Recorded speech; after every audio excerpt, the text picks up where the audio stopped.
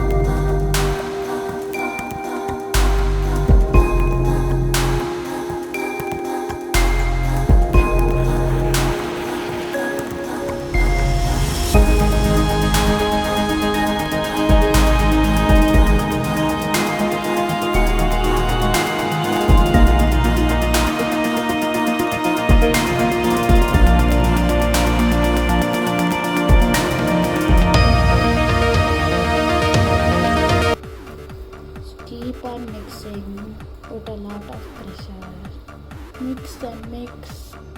My hands are so slippery, the spatula is not staying in my hands, sliding. The dough is little soft, so I'm gonna put this in the fridge for about like 10 minutes or so, and then we'll roll it onto the countertop and cut the dough into the shape of a cookie. So this is my mom's very cool idea that we put cling wrap on the countertop and then we dust flour so it is easier to clean up and like roll. I'm going to take a little bit of flour.